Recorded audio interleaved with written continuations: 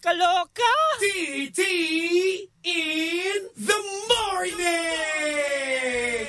Titi? Ang aga-aga ha. May hindi maamin? Ilabas mo na yan sa akin. Ititi in the morning mo na yan. Tell Toby in the morning. TT Tell Toby in the morning!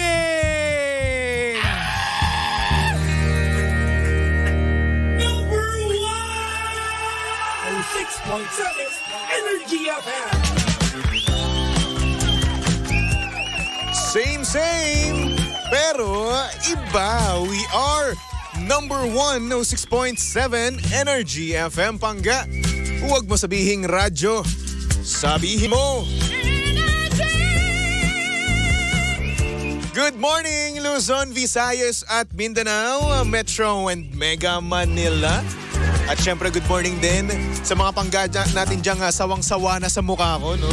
Oo. Kung hindi man, no, ay nako, manood ka na ng ating Facebook Live. Pero bago ang lahat, no, Chairman, paki-zoom out muna. Umay na ako sa mukha ko eh. Uy, good morning po sa mga pangga natin dyan na kasalukuyang kumakain na ng breakfast nila. Hello po sa inyong lahat, no? At sa mga pangga naman natin dyan na napakaganda ng gising dahil nga naman ang bungad kagad sa kanilang umaga ay ang good morning ni Crush. Sana all nag-good morning yung crush nila, di ba? Good morning, eat well, no? Ingat ka at have a nice day. Yan lang naman ang mga pinakihihintay nating mga single, no? Yung tipong good morning ni crush. Di ba? Or hindi naman kaya ingat ka sa biyahe, di ba? Ano ba naman yun? Wala nang good night, sleep well eh. Wala pa rin bang good morning, have a nice day? Ay nako. Kailan ba tayo magkakaroon ng mga ganong bagay, no? Oo. Yung tipong sweet long message pa sa umaga, no? Naghihintay. Kailan ba? Ano na ba feeling nung ganon, no? Yung tipong i-message ka ng mahal mo sa buhay, no? Oo. Nasaktuhan pa dahil mansa rin nyo ngayon, no? Sweet long message yan, di ba? Kaya naman shoutout sa mga pangga natin dyan na nagmamansa rin ngayon, nag-anniversary na may paggising ng sweet long message and isang katutak na sorpresa. Hay nako. Sabi ni Jefferson, huwag ka manakit DJ Toby. Okay lang yan, pare-parehas tayo dito. Kasi pare-parehas tayong hindi crush ng crush natin. Diba? Sanayan lang yan. Well, good morning sa mga pangga natin dyan na hindi sinalubong ng kanilang crush, no? Sabi ni Brian, agang pananakit. Saktan ka? Hayaan mo ako rin.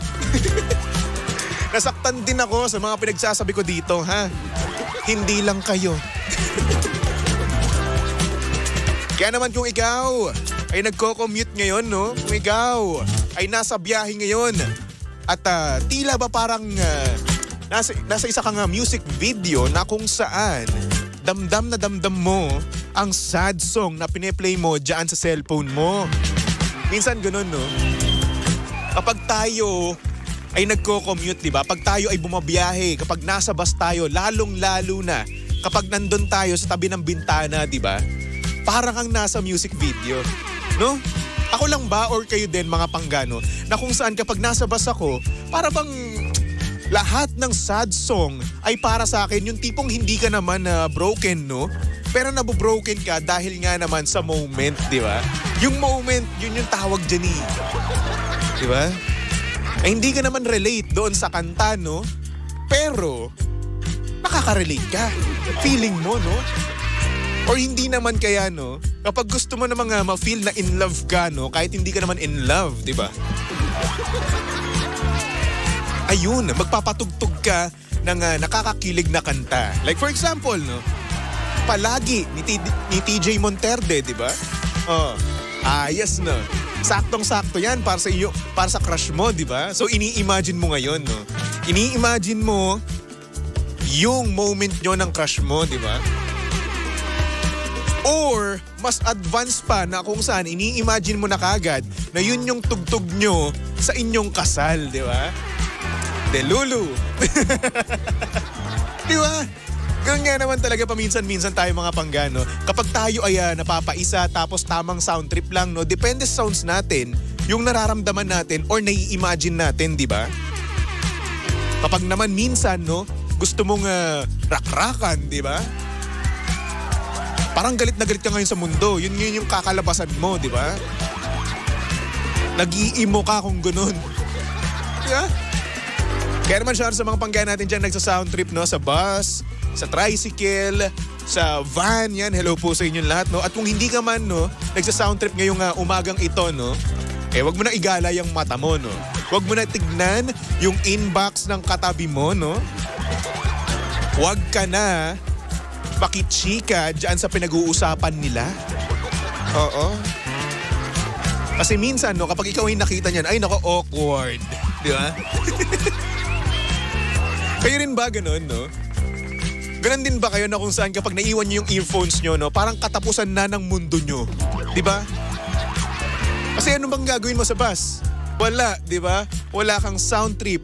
Hindi mo naman mapatugtog yung paborito mong musika, di ba? Kasi nga naman wala kang earphones, no? So ayun, ang gagawin mo, igagala mo ngayon yung mata mo, di ba? Wiwilihin yung sarili mo, titignan yung katabi mo, di ba? Yung forma ng katabi mo, yung forma ng nasa gilid mo, di ba? Yung mga nakastanding, no? Ang mahirap pa dito, no? Siksikan na, standing pa, tas wala ka pang earphones. So ano ngayon gagawin mo? Titignan mo ngayon yung cellphone ng nasa baba mo, no? Nung nakaupo. Ay, nako. Tigil-tigilan nyo yan. Pagiging marites sa bus, no?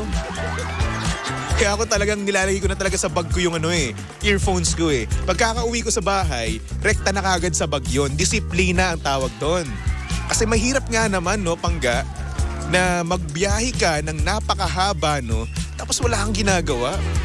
Siyempre, wala ka namang kachat, di ba? At kung mag-chat ka naman, mahihirapan ka rin mag-reply kasi madami ang mga mata na tumitingin, di ba? Na gumagala, no? Kaya ano gagawin mo? Di ba? Kaya naman shoutout sa mga panggaya natin dyan nagko-commute, no? Hello po sa inyong lahat. Itago-tago nyo cellphone nyo, ha? Kung magre-reply kayo, talaga nga namang itago nyo, i-hide nyo, takpan nyo mismo or hindi naman kaya maglagay kayo ng tempered glass na may privacy. Dati kasi hindi uso yun no? Tsaka cellphone natin dati, hindi pa kaya yun. Kaya yun. Di ba? Ay nako, shoutout sa mga panggaya natin dyan na iwan ng earphones.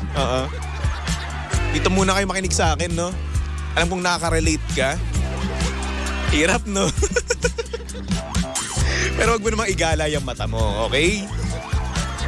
Ay, nako. Sabi ni Richard, alatang ginagawa ni Toby sa bus, uy! Minsan. Dati kasi, no? Nung umuwi pa ako mula Cavite to Pasay, minsan talaga nakakalimutan ko talaga earphones ko eh. Tapos, hindi namang sinasadyang pagkakataon, no? Napapatingin ako. Pero awa ng Diyos, hindi ako nahuhuli. Iwas awkwardness, di ba? Ay nako. Sabi ni Jefferson, tulala pag walang earphone. Yes! Ganun nga naman talaga paminsan-minsan, no? Tulala na lang talaga tayo. Sabi ni Jepoy, magja-judge ako. Wow. Sabi naman ni Dre, uy si Toby. Uy Toby, hi, single ka pa rin. Oo na. Ang layo na ng topic natin no? Sa naiwan sa bus, tapos isisingit mo na single ako. Salamat ha. Sabi ni Katrina, di ka pa naman natampal, baby Toby. Ay, hindi pa naman. Muntikan lang mapaaway. Kasi hindi naman maiwasan yun, no? Pag nagko-commute ka, hindi maiiwasan na meron kang makaaway kasi ang dami-daming beast mode kapag nagko-commute ka. Aminin nyo. One time nga nitong nakaraan lang, last Friday, no? May beast mode na pasahero. Talagang pinatigil niya talaga yung nanunood ng balita no? Sabi niya tol, wala ka bang earphones? Ang lakas Ganoon talaga. Tapos yung tono pa ng boses niya, no? Pasiga, no? Tapos ang dami ding nabi-beast mode sa mga konduktor. Kasi syempre, yung mga konduktor gusto lang naman niyang maayos, di ba? Yung mga nakastanding, no? So yun, pinapapunta niya pa sa likod. Tapos, etong mga pasahero, sabi nga naman nila, wala na daw space pa, no? So ayun, nung inulit pa ulit ng konduktor, na beast mode na sila. Sumigaw, no? Ay nako. Yan po tigilan natin yung pagsigaw, okay? Pwede naman sabihin ng maayos di ba? Para i-maintain lang natin yung peace, no? Ay nako. Sabi ni Katrina, buti di binigay sa'yo yung phone para ikaw na mag-reply. Ay hindi pa ako nahuhuli. Ano ba? Ninja moves to, par. Sabi ni Hana, pag naka-earphones ka sa biyahe, feel mo gumagawa ka ng music video habang nakatingin sa bintana, di ba? Yun yung feels no?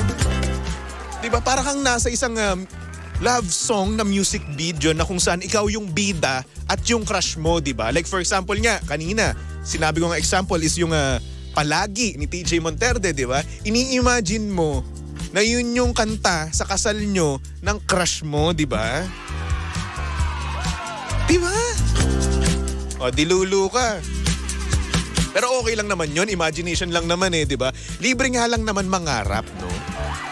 Libreng mangarap na kung saan kasama mo ang jowa mo at mahal ka rin ng crush mo.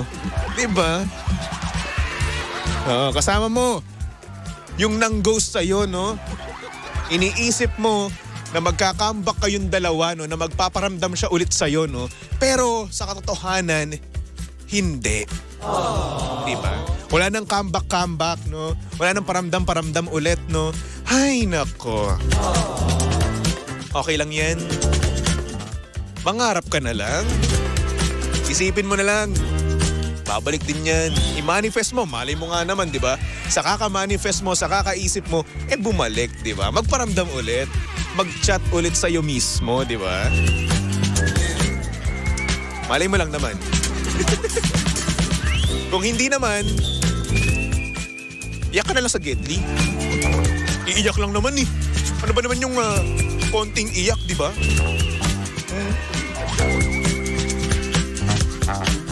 Sabi ni Mami Merly Mayo, habaan ang pasensya, di ka naman mamamatay pag nagpasensya ka. Yes, di ba?